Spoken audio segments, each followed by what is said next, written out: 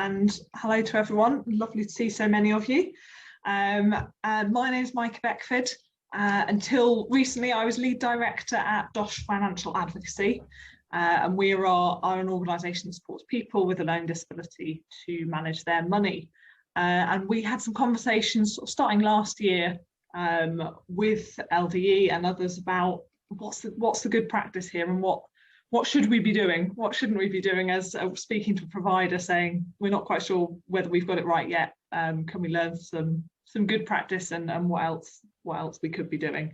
So I'm here today to talk a little bit about that. And I'm joined by my colleague, Philippa Gould, who you will see on the small pictures that you've probably got on your screen now. We'll be sort of jumping in between us. Philippa's one of our financial advocates based in the East Midlands. And also has a lot of experience as a manager of a provider as well, so can probably give you her experience from both sides in that sense. So what I'm going to do is start to share some slides so I can sort of use those as a bit of a prompt for discussion. But Philippa and I will sort of bounce between each other, and then if at any point you've got questions or anything, please do pop them in the chat, raise a hand, or just jump in if I'm not reacting to the hand. Feel free to unmute yourself and ask, so we can pick up anything that's not clear, or if anyone can't hear or we're going too fast or anything like that, just let us know. Okay, so we'll get started with that. Right, can everyone see that now? Yes. Yeah, lovely. Okay. So, managing shared household expenses. So our aim from today is for you all to feel confident in the key principles for supporting people with shared costs, and to have a clear approach to help people make decisions about those, either making decisions themselves with your support or making decisions in somebody's best interests. So before we go any further, Rachel, if you could share the first poll, just to see where people are at the moment. You can let us know sort of how confident you're feeling at the moment. Just give you a minute to pop an answer into that and see where we are.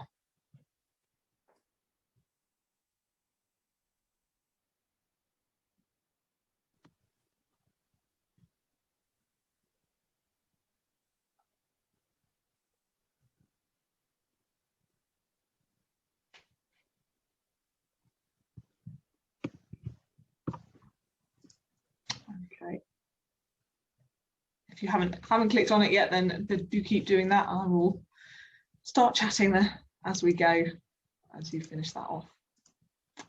So today we'll do some brief introductions. We've sort of started on that one now, and then I will start by talking about principles and ideas. So the basic principles behind how we support people with their money, which will really give you the sort of foundation for how to approach shared decisions about shared money and shared household expenses. Phil will then talk a bit about some examples and share some of her experiences around making decisions about daily costs, for example, shared bills and shared food, looking at larger costs like sharing furniture purchases. And then I'll come back and talk a little bit about shared vehicles, looking at Motability, shared lease vehicles and that sort of thing. So we'll pick that up at the end. And we'll aim to do this talk to you for about sort of 30 minutes, 40 minutes, and then we'll have some time for questions at the end. But as I said, do pop questions in earlier in the chat if anything isn't clear as we go through. So just a couple of intros about Dosh first. So Dosh was set up about 12 years ago now, 13 years ago, with the aim of supporting people with a learning disability to be more independent and to have more control over their own money. So our goal is to promote people being in control, making choices with their money as much as they can, ensuring that decisions are individual to that person and how they use their money. We now support over 1,100 people across the UK, in England, mainly in England, but also in Scotland and in Wales. And we work in partnership with over 200 different care and support providers, which means as well as I think 30, 40 different local authorities. So it gives us lots of experience of how different providers do this. So hopefully today we can share some of that experience with you and some different ideas. We've seen a lot of the challenges that people face in trying to work out how to share expenses fairly and household costs fairly. So we'll bring some of that experience with us today, hopefully to give you some examples of how this can be done. So thinking first about sort of concepts and values. First of all, how do you use money? It's sometimes we sort of spend so much time maybe thinking about how should we support somebody, but I find it quite useful sometimes to just go back and think about how do I use money? What approach do I take? Because a lot of that is, the first bit of course is just meeting basic needs. So the first point is making sure you have enough food, that you can put the heating on, you can switch the lights on, etc. Those basic needs, meeting housing costs. And then if we have enough there's still a lot of it is actually about making choices. It's living your life the way you want. So you wouldn't spend money the same way necessarily that other family members would, that friends do, that other people in your community do, because you use money as a way to exercise choice. So living your life the way you want by spending money in that way. And I'm sure we've all met people that might make different choices to us about how they spend their money. And that's part of our sort of choice about how we live now, but also how we live in the future. So we might make some decisions now in order to save for something in the future, for example. So we all sort of take a different approach to how we use money, and that's the same whether or not we have a disability, whether or not we need support in our day-to-day lives. So that should really carry through then into how we support people with money, in order to give people choice and control about how money is spent for them. So there isn't one best way to always manage somebody's money. And what we're looking to do when we support people with money, and this is certainly something that we always do as financial advocates within Dosh, is to promote choice and control and give people some control over how their money is spent, to enable them to use it in a personalised way. And if their particular passion is travelling on trains, then using the money to do that, for example. If they love going on holidays each year, supporting them to save up for that rather than sort of spending everything during the week. And as supporters, there's always a balance, and this can be the really tricky bit, and this is where we can sometimes get ourselves a bit caught, and is when we're thinking about trying to balance risk with enabling somebody to make decisions and live their life, because inevitably there are some risks with spending money, with managing somebody's money, and we all need to be really careful of that, whether that's avoiding or trying to reduce the risk of financial abuse at its most serious, or much smaller things about just keeping money safe.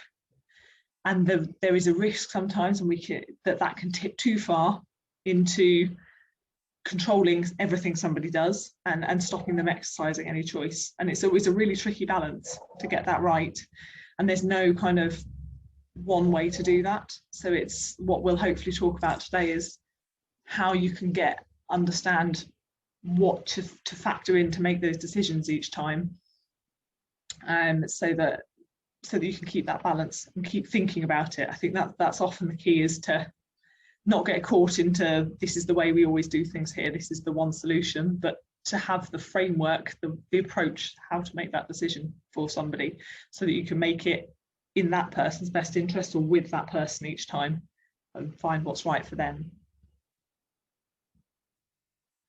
So a little bit about the sort of background in terms of mental capacity, and I'm sure a lot of you are very familiar with this.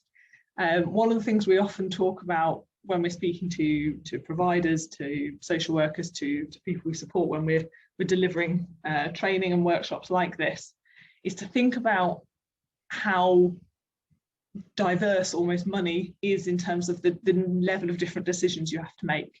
So sometimes we'll have people say, oh, this person does or doesn't have capacity to manage money. And actually there's usually quite a lot in that. So somebody might have the capacity to choose to go and buy coffee, but they might not have capacity to sign up for benefits and understand the complexities of the benefit system. Oh, it looks like in the chat we've got a few people with difficulties on the audio. Don't know whether anyone can help that. Yeah, they'll log out and back in might help. So there's a huge range of decisions in terms of making financial decisions. Some of those might be more complex if they're abstract, for example, rather than something you could see day to day. So saving up for something in the future is a different thing to understand than having money and spending it on the same day. So that sort of delayed reward can be a harder concept perhaps to understand, or needs different support. Benefits and banking and things like that are really hard. They're often invisible. You can't really see them in the same way, so that can make things a little bit more tricky.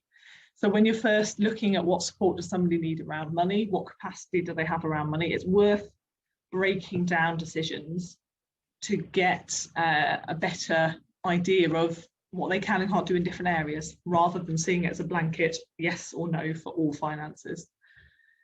And of course, capacity includes understanding that relevant information, understanding the consequences, and that's where, if you think about daily spending versus saving up for a holiday, evaluating, well, if I spend this now, I won't have enough money left for later.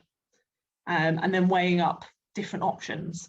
And all of these are really relevant to making those decisions about shared expenses in the house. So if you're thinking about capacity, for example, to sign up or to make sure you pay bills, does somebody understand that if they don't pay their bill, they will end up in debt, that they might be, if they don't pay their rent, they might be kicked out of their home. That understanding of the consequences of decisions, being able to weigh up different options might be relevant to looking at different utility companies maybe, or choosing going to a different shop or buying a different sofa, or choosing which supermarket to go to for your weekly shop. So lots of this comes into all sorts of shared decisions around money. And with where somebody doesn't have capacity for that particular decision, then managing that in their best interests is the sort of next step if they don't have capacity for that particular decision. So the basic principle with this, and I will keep this bit fairly brief, but just that the person's money is their own. So there's not one right decision that we can apply to everybody. Actually, a best interest decision should consider that person's preferences, the relevant circumstances for them, their circle of supports, thoughts, their thoughts. So it's about what's in their best interest, not the sort of one right answer that's best for everyone. It's not necessarily about having that sort of almost paternalistic kind of, we'll do what's best for you, but making it personal to that individual and thinking through what's right for them based on what's important to them, how they like to live their lives. In terms of what the Mental Capacity Act says about being able to spend money for people, if somebody lacks capacity for a spending decision, a best interest decision should be made. That's in the Mental Capacity Act. Carers can pay for what they call necessary goods and services, but you might need formal authority for things like accessing a bank account or other assets. So you might, for example, have an appointee, they can make payments from benefit money, and all formal authorities, so whether it's an appointee, a deputy, a guardian or a power of attorney, must make decisions and spend the person's money in that person's best interests. So although they have formal authority to make the decision, they should still be doing that in somebody's best interests. So they should still consider what's important to that person. How do they live their life? What do they like? What's their previous behaviour been, or previous decisions perhaps? And then, of course, it's really important to record that. And that's one of the things we'll talk about as we talk about different examples of making shared decisions about expenditure. What's really important is recording how that decision was made. And often as financial advocates, we'll go and see somebody and they have a whole system going in the house. They've made some arrangements, they've worked something out. So yeah, everybody puts X in per week for certain things, or, oh yes, we've all got, so-and-so shares so-and-so's vehicle, but there's nothing documented. And if there's nothing written down, then whenever this arrangement was somebody came up with it 3 years ago and everyone was on board and yeah, we had a lovely chat about it then, that might be great, but if there's nothing written down, nobody's going to remember the content of that 3 years down the line. And when it's questioned, or somebody comes over and does a review and says, well, what's going on here? You don't have the evidence behind it to explain that decision. And that means you can no longer show why it was the right thing for that person at the time. And it doesn't, by recording it, it ensures that you protect everyone that's involved in that decision, whether it's the support team, the social worker, the individual, the family that's involved. Having everybody's involvement documented shows the compliance with the Mental Capacity Act and protects everybody that's involved. So it's really, really valuable to make sure that is documented, those decisions, even if it's just we all put £5 in a week to buy toilet roll and bits and bobs.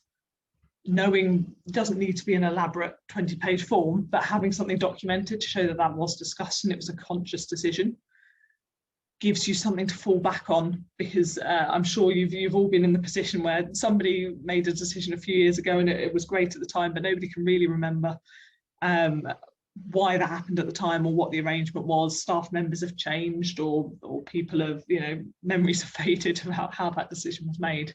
So it's really worth, and we'll try and pick this up throughout to make sure that everything's documented clearly, so that you can show that you've considered different options, that you've weighed up alternatives and looked at the benefits for each person.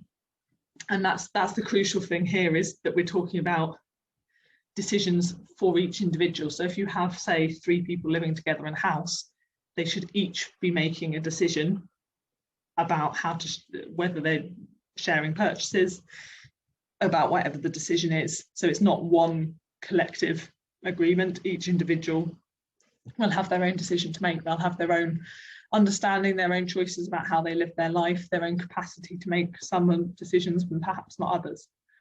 So it's really important to record that for each person.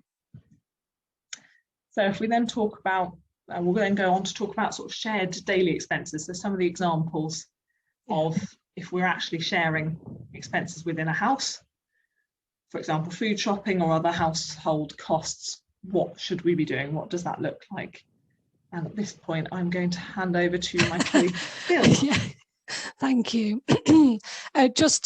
As we've got a lot of social care providers here, to follow on from Meike, if it's not recorded, it didn't happen. So I just always think that, and that's with every decision. If it's not written down anywhere, it never happened. So that's the only thing you take today, good start.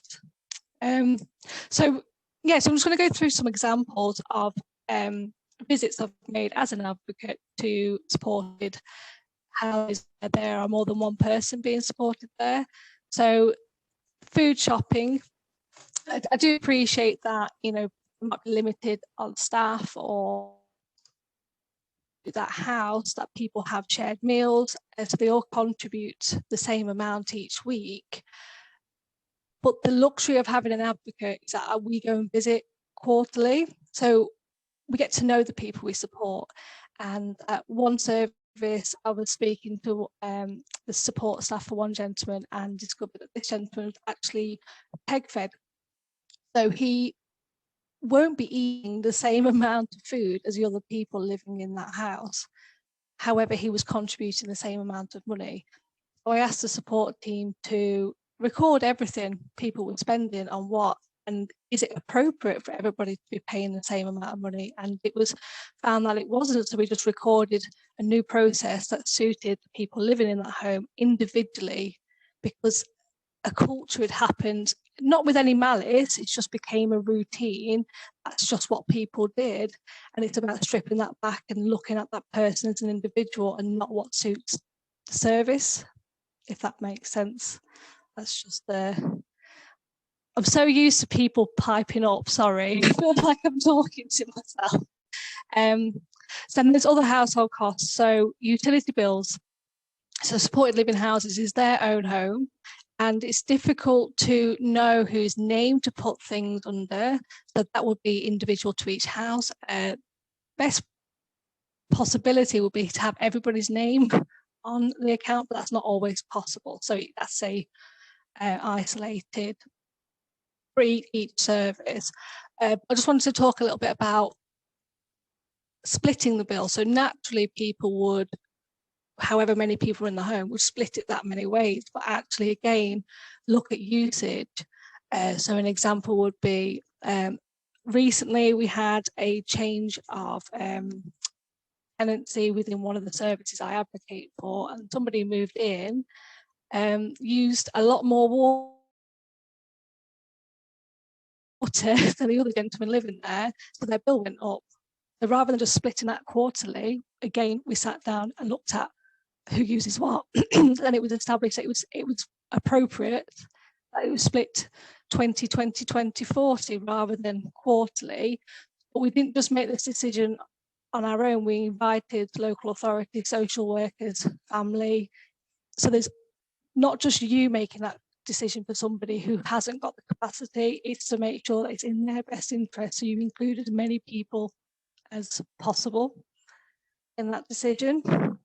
And same goes with internet, phone lines. If somebody isn't using something, is it appropriate for them to contribute towards that bill? And it's just regularly looking at that. Same way people's needs change every day. It's the same as people's financial spending, that changes. So just really being mindful that you need to review and ensure that it's in someone's best interest to be spending their money on a certain household cost. I'm waiting for Meike to jump in if I've missed anything there. No, that's great, thank you. And so yeah, so furniture, again, a lot of adults with a learning disability tend to live with the same people for a long time. Again, people's needs change and people might move on. So before we buy new furniture, it should be recorded somewhere what's going to happen if someone was to move house. Are they going to reimburse the housemates? As in that, are they going to have money back from their housemates when they move on? Or is it a case of whatever they put into that house is going to stay there? It really needs to be thought about before spending quite a lot of money on furnishings. I mean, I was in a best interest decision call yesterday. Two gentlemen finally got their forever home. They've bought a bungalow and they are looking at getting a summer house built, and they are really making that home their own. They've lived together for 25 years. So yesterday we discussed again with the local authority, registered managers, family members, okay, they're going to contribute this much money. We don't expect them ever not living together, so it's appropriate for them to both contribute, but it's recorded and documented, and not with just the support team. There's a circle of support they're helping with those decisions. I've got some questions. One person's name and one party stops paying. So can you elaborate? If the person who stops paying, have they moved out? Or the question is, is there guidance on best practice when the utility bill is in one person's name and one party stops paying? Still there, but spends money on alcohol. Okay, so is it recorded anywhere that this person should be paying their share of the utility bill? Because if they're using that, then they, no. Yeah, recorded. Well, that's when I would involve that person's circle of support, speak to social workers. But if they are using utilities and they are registered address, Meike, are you going to jump in there?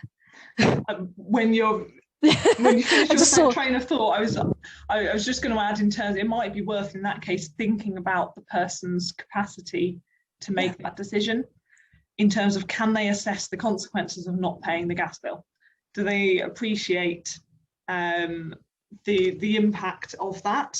And if perhaps that's a challenge, then perhaps they don't have capacity in that area, and that's where we'd involve a circle of support, or look at whether they need somebody more formal sort of to make those decisions, whether you need to perhaps refer them to some support with finances. I know for some people they will really struggle with that, you know, I've got the money today and I want to spend it on whatever today, and I don't realise that the bill at the end of the month needs saving for. So you might need to want to go down that more formal route, or look at some support for that person around managing their expenses. So for example, you can get some accounts, the sort of jam jar account type thing, or just having 2 split accounts, so they keep a certain amount of money back that they can't access just for going out, so that it does allow a little bit more control, to help them to have that control over their money and make a decision in advance when they're able to think clearly and the money's not tempting them sat in their bank account, that they can then follow through later on. There's been a lot of work with the banks recently on that sort of thing, to support people with mental health needs that struggle with sort of impulsive spending and things like that. So there are some tools out there now that can help people. It's like I say, it's all individual to the person with support as well. I'm just looking at Andrew's question, and that's true. Things cost less over time, but that's why it's important to record, because it might be the case of it's 4 years old now, we're looking at buying new items soon, so it's not appropriate to give this person any money because they're moving out. It's about having that initial conversation in the first place, so it's recorded that that person's in a position to afford to contribute, and they won't want reimbursing if things were to change in the future. It's about acknowledging that that's that person's money and their property. That's one of the approaches I've seen Circle Support taking, is that they almost have a sort of sliding scale. So they'll say, if somebody moves out in the first 6 months, we'll pay them back their share. If they move out within the first 2 years, after that, we'll pay that, you know, they'll get some money back. After that, it's just, you know, they've got enough use out of that, they won't be paid back, for example. There's no sort of one set rule to say this is how you should apply it, but what we tend to find helps is having the conversation beforehand when there's nobody planning to move out, because it's much harder to have the conversation when you're in that position, or hopefully not, but if, for example, somebody were to pass away or something like that, it's then a really difficult conversation to have with somebody. If you have the conversation before anyone's in either camp, of either I'm the one moving out or I'm the one staying, then you can maybe have a more considered discussion about, I would be happy with this whether or not I'm the one moving out. I accept that would be reasonable, and having that written down beforehand. Yeah, it's almost a case of prepare for everything, isn't it? And just trying to think of anything that could crop up. If it's written down, it's a safety net, isn't it? And it's making sure that people's wishes are being listened to. I've always used a sliding scale. I think you tend to in support, because you can't cater to everything. You have to think about so much at once. And just the last bit about bills is, we are in an internet era, aren't we? So it might be worth supporting people to have an email address so they can log into accounts online, and supporting them to stay current with how the world is going. And it is, a lot of things are happening online now, and we're finding that if there are shared bills, it's easier if it's digital to manage things, and people can be supported to make payments online and do online shopping, and you're able to get what's the word I'm looking for? Digital receipts, so you can split things easier. That's what I was looking for. But I'm just making sure I'm not missing any questions. Just on that subject of bills, if you are looking at online accounts and things like that, just be a little bit mindful of setting it up on one manager's email address, for example, because utility companies will only allow one account per email. So if you can cause problems in the future if you then want to use that for something else. Inevitably, there seems to be some sort of pattern where as soon as you use the manager's email address for something, they then get moved to a different house, or they leave the service, or they change jobs or something, and nobody's written down what the password was or what the login was, and then nobody can get in. So just be mindful, if you're going to go down that route of recording it properly, maybe supporting the person to have their own email address, or having a household email address for the bills. Thinking about, it doesn't, and just putting something down about that. There is no one way you have to do it. The utility companies haven't created a brilliant solution for people with limited capacity in shared housing and supported living. There's no sort of, oh yes, we'll just drop in that solution, it's all sorted. But just thinking a little bit ahead of making sure you've written down what all of those details are, making sure that's in a safe place, that you've included that in sort of risk management processes, support plans, so you know how it's being managed, and then it can actually be a really useful tool rather than waiting for that once a quarter bill to drop on the doorstep that is then filed away somewhere for a manager to pick up a few weeks later when they get around to seeing it, and it all becomes a little bit chaotic. And people we support who use invoices are charged more for having paper bills, so if they're supported to have digital access, they're actually saving money that way as well. And then, like you say, if a shared email address is more suitable for that house, it's recording that's why it's more suited. But it would be good if people are seen as individuals and would have their own access to their own email address. But again, there's no one size fits all, is there? I think, unless there's any more questions. I've just seen one about somebody going away for a long period of time. I know we've had that in quite a few areas during sort of COVID periods where somebody's moved maybe somewhere else. At the risk of sounding like a broken record, there's not one answer on how best to approach it, I'm afraid. But it would probably be trying to have that conversation at the beginning with both people or with their circles of support or whoever's managing their money if they haven't got capacity to understand that, to ask the question of what's reasonable, what is still going to be an ongoing cost. So almost thinking through, well, if the person lived there by themselves and they were moving somewhere, going on a longer holiday, what would they likely have to still pay? So they might say, well, you would still have to keep the internet or the phone contract going because you've signed up to a commitment, but you would be using much less gas or electricity. So maybe it wouldn't be reasonable to pay 50-50 on that. So it's kind of having the conversation and thinking it through for each one. What do you think would be reasonable? Yeah. Oh, I've got a question on tariffs now, Mike. Oh yes. That's a project we're working on, isn't it? Yes. Yes. How to get people on the best tariffs if they don't have capacity to have that conversation on the phone. Again, that's why we're trying to move towards the digital world, because you can go on comparison websites and things like that to look at deals. Yeah, so there are sort of switching services and things like that to be able to look up. As we said earlier, the likes of sort of a lot of the utility companies haven't quite got their heads around some of the types of shared household that people we often support in, or how to share those bills and deal with people with limited capacity.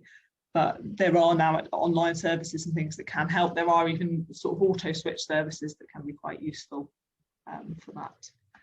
Shall we keep going for now, and then we'll Sorry, pick up some other questions at the end, perhaps. Yeah.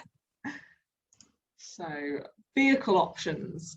So this was actually what prompted our initial conversation with LDE at the beginning of this, was asking, should vehicles be shared in a house? So if you've got a supported living house where there are several people living together, should they have one vehicle? Traditionally, that was of course often the approach in social care. Oops, that's good. I've done that. There we go. Where you had people looking to often having a sort of shared minibus perhaps, or a shared vehicle in the house. And that's changed a lot with supported living perhaps, or with people having their own money and managing that differently, and no longer being in residential care, because of course in supported living people have a lot more disposable income. They're paying a lot more of their own expenses. So it's worth thinking, when you're looking at how does somebody travel, how do they get around, how many different options there are before jumping on the one solution we've always had here.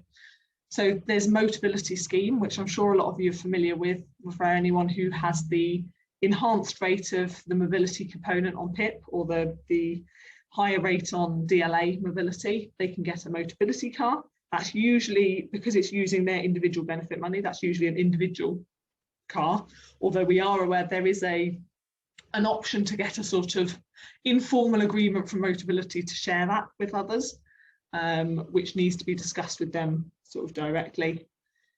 The alternatives to consider then would be the person buying their own car. That might be a consideration. That would bring with it more questions perhaps about capacity and having to buy insurance separately and pay for the tax separately and all of that, because the Motability scheme does that bit for you for the most part. But for some people that might be a better option. You could consider a shared lease vehicle if everybody in the house is always going on the same journeys. Do they want a shared lease vehicle? Is that perhaps a cheaper option? Using public transport, perhaps less something we want to do at the moment, trying to stay in so much, but generally speaking, is public transport a better option? If somebody's looking to do maybe some travel training or get that independence themselves, they want to go out by themselves more, if they're in a relatively well-connected area, then could they just be using shared sort of public transport? The new term that we've heard in the last year, active travel, so walking and cycling, are they somebody that actually likes to get out and about and wants to travel that way? Alternatives, using a taxi. And I know often when I have a conversation with somebody, they start off on Motability because that's the obvious one. So we want to get a Motability car. So actually, how much are you going to use this car? How often do you go out? If it actually would be cheaper to pay for the taxi once a week to go to the shops because that's the only time they need a vehicle, then maybe just consider getting a taxi that's suitable for that person's sort of access needs rather than paying for a Motability car. Other options, shared trips, so sharing fuel money. If there's once a week we both go to the same place, so-and-so uses their car all the time, once a week I go to the same place as them, I'll give them some fuel money for that trip. Or using staff vehicles and charging back mileage expenses. It's just a few options there to sort of consider. And when you're thinking about that, some of the key questions to ask would be, how often would that transport be used? There's sometimes a bit of it's easy to think that Motability is free because you don't see the payment, but the person's actually losing about £62 something a week from so they lose their Motability component. And that is a great deal for people who use cars a lot. And it's a really rubbish deal for the person that goes 1 mile down the road once a week to go and do their shopping, because that's an awfully expensive shopping trip. So thinking through, how often does the person use a vehicle and how far do they go? How suitable and how accessible is the vehicle you've chosen or the transport option? So for some people, public transport, for example, is completely inappropriate because of their access needs. They can't use a bus. That would just be completely the wrong thing. For others, that works perfectly well. Thinking about how long will it last. If you've got somebody maybe with changing health needs, the standard Motability contract is 3 years. If you've got a wheelchair accessible vehicle, you're looking at 5 years. If you're expecting their health to change significantly in the next few months, you might not want to commit them to such a long contract. So thinking through, is that really the appropriate approach? What impact that will have on their travel choice will have on the choice of activities they've got. So do they like to do lots of things that are off the beaten track and need a car to get to because there's no public transport routes around? The impact on their well-being and their health. So it might be that actually they get a lot of benefit from going out and about and seeing other people and interacting socially and being part of the community. And so being on public transport is actually really valuable for them. And that has a wider impact than just the access, the practicalities of transport. And then, of course, it would be remiss of us as a financial advocacy organisation not to mention the impact on finances. So thinking through doing a budget for what would that look like as a cost. Not just the immediate outlay. So buying a car, obviously, there's a big savings input initially at the start. But with Motability, you're going to be losing that mobility component from PIP or DLA. What's that going to do to their budget? They're going to be sort of down fuel costs versus the cost of the bus pass or the cost of the taxi or whatever it is. So just thinking it through with how much that's going to cost. And the last bit is the really practical bit that it is just still worth bearing in mind is availability of staff to drive the car. We've definitely had a few instances where somebody's gone, yeah, brilliant, we're going to get a Motability car, that's going to be great. It's going to be really useful for the person. And then when they ask around, it turns out actually 3 out of the 5 staff that normally work at the house don't have a driver's license. And there's no space on the drive to park the car.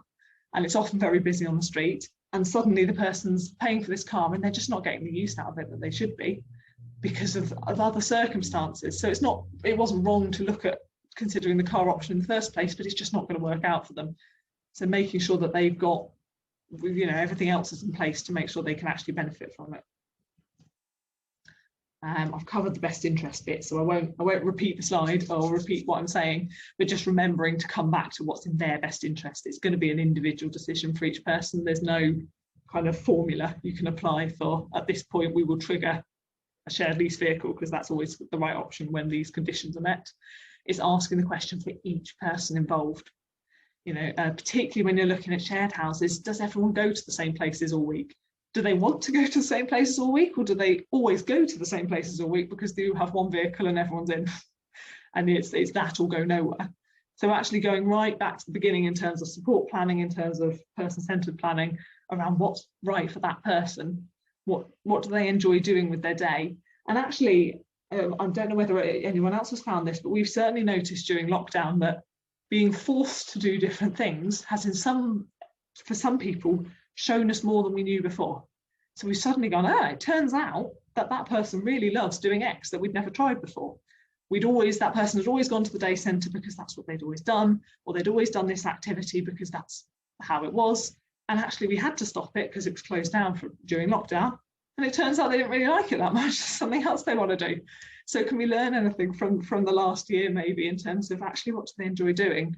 And then that should be deciding how they spend their money on transport costs. Comes back right to the beginning. Their money's for them to enjoy their lives, to do what they want. So how can you best do that? And that includes how can you best spend money on transport. In terms of shared vehicle good practice, I've seen a couple of questions come up, which we'll get to in a sec, but we'll just finish this little bit off.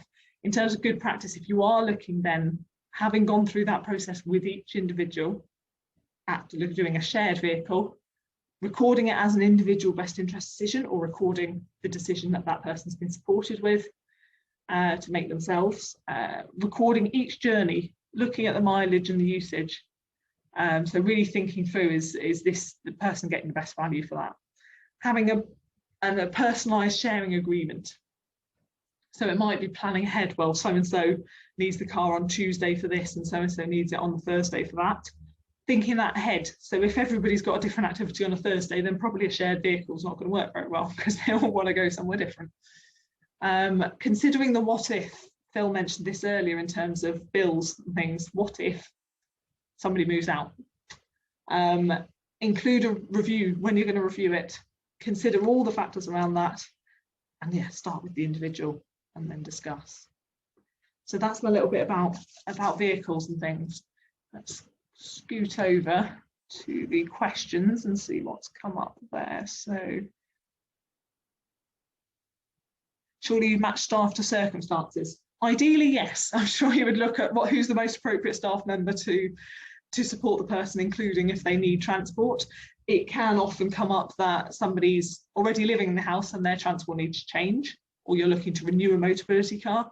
Circumstances change, situations change in houses, so it's always worth re-asking the question. But yeah, ideally, if you're supporting somebody to recruit somebody that's suitable for them, that would be one of the considerations.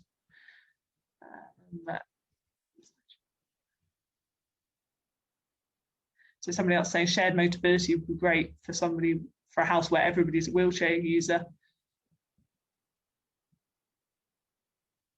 So it'd be looking at with something like that, if you've got those sort of scenarios, looking at each individual and when would they use it? So would they get enough benefit from it each individually to be able to get out if they're looking at a shared Motability car?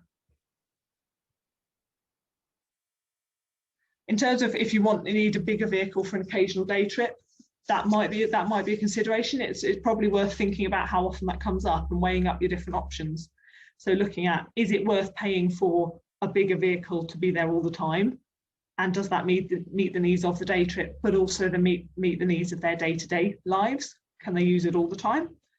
And what would the costs look like versus they have their own setup, and then once a month they like to do this trip and we'd hire a vehicle, and just put the costs next to each other and give people the information, have a look through those different options. There's a question about if there's already a shared lease vehicle in place but there's no best interest paperwork. What I would suggest is that you review your support plans and decisions 6 monthly, annually anyway. So I would see it as a new decision and or write it as a review that this is still appropriate for the people you support, and that'll be fine to go from there. That's what I would suggest. I don't know if you've got anything else to add to that, Meike. No, absolutely, yeah. It's a lot of these a decision could have been made a year or two ago that was absolutely the right thing at the time, and it might still be the right thing, or circumstances might have changed. So there's no harm in going back and saying, right, let's document this now. Is everyone still on the same page?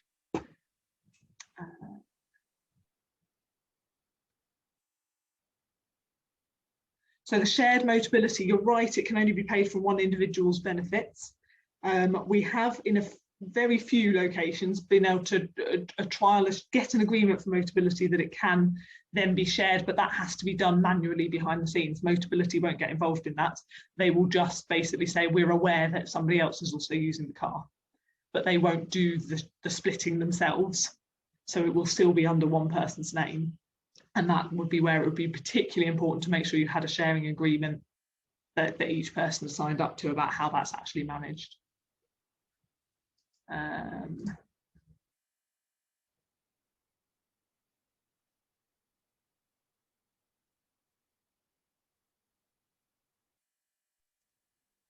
just going to answer the question about food costs. This is a culture in social care. People go for the cheapest option. I don't know where that's come from. And I would always think about how you like to spend your money. So I'm just going to use my home life as an example. I'm vegan and my partner's Italian. So he's got a cultural need for the foods he wants, and he will buy foods he enjoys, and then I will separately buy the foods I enjoy. And I like nice food. So there's no one's going to make me buy cheap food if I don't want to eat it. And that should be the same for the people you support. They'd be supported to buy foods that they enjoy. And for some people, that's a highlight of the day, is having a really nice meal. So it doesn't need to be cheap food. Being mindful about spending isn't about looking for the best deal or cheapest option. It's about buying the right things for the person you support, because it's their choice. Yeah. And that comes back to those best interest decisions, doesn't it, about what's right for that person. So document that that person gets a huge amount of pleasure from food and loves, or feels very happy wandering around this particular shop and is really comfortable in this shop and gets really stressed by this other shop. Those are all relevant things to consider in why are they shopping somewhere. Best interest doesn't mean showing that you've chosen the cheapest option. Yeah. Right, the right option for that person. Yeah. In terms of mileage rates, the question that's just come in, there's no one definite number you have to use.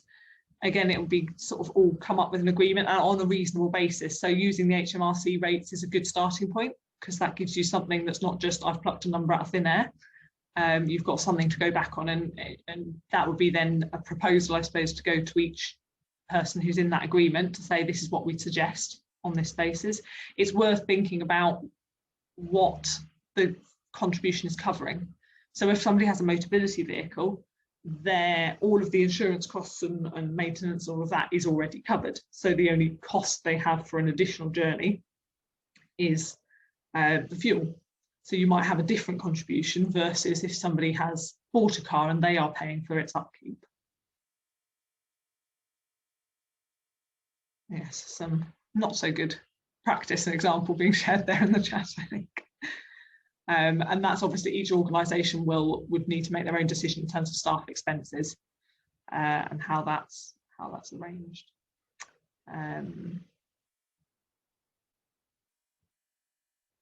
We got to on the chat. What about shared purchases of furniture that wheelchair users may not use but visitors will? So off the top of my head, I would say thinking through almost that idea of, well, if the person lived by themselves, what would they need to buy?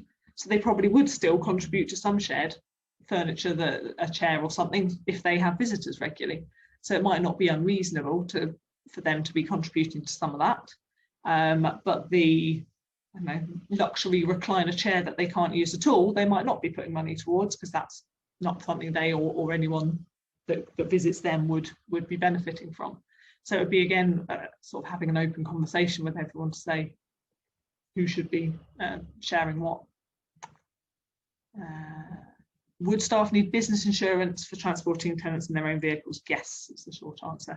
And any provider should have a policy on using staff vehicles and staff expenses and all that sort of thing. So it's certainly worth looking at that before going ahead with anything, and making sure you've followed the proper processes in terms of your own policy if you work for a provider. Can you talk about ISF, please? We might struggle to fit that in the time we've got. That's a whole other webinar, that one. There may well be other sessions, perhaps picking up some of the self-directed support type thing. But I think we might, I'm afraid, struggle to cover that now, unless there was, if you want to add a specific question in the chat. We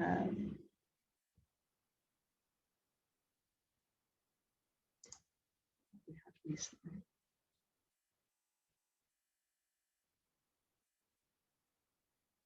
So supported living providers setting up furniture and recouping from service charges as they accrue. Have we come across this? Yes, sometimes there is something within the service charges that would probably often become an ineligible service charge in terms of housing benefit. I would say with anything that's in a service charge, you need the breakdown so that it's really clear what's covered in terms, and then so that can be discussed with housing benefit or housing cost universal credit to make a decision on what can and can't be funded. So it might be that it can save some of the awkward shared agreements about who pays for what and who owns what. Just making sure that everyone knows what they're paying towards is key. What is ISF? It's an individual service fund. It's a way of getting your budget in terms of funding for social care services from the council. It's a different way of getting that. So the budget is paid to the provider to use more flexibly, just slightly beyond what we can probably cover today. Are we able to send some good examples of best interest decisions regarding shared purchases? I don't know if we've got anything written up as such, but hopefully some of the examples we've shared here give you a bit of an idea. Have I missed anything else? Rachel or Phil, have you seen anyone? Or if anyone wants to unmute themselves at this point and say, oh, you've missed my question, or I don't understand this.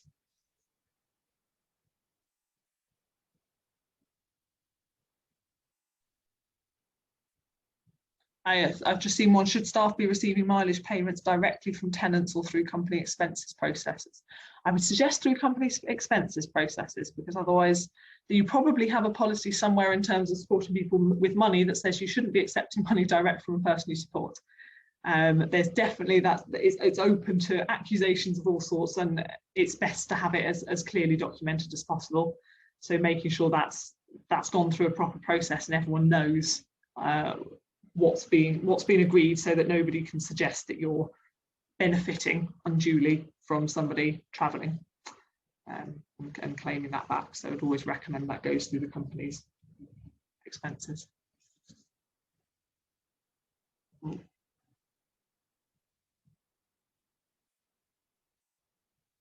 What should happen to service charges if people are away?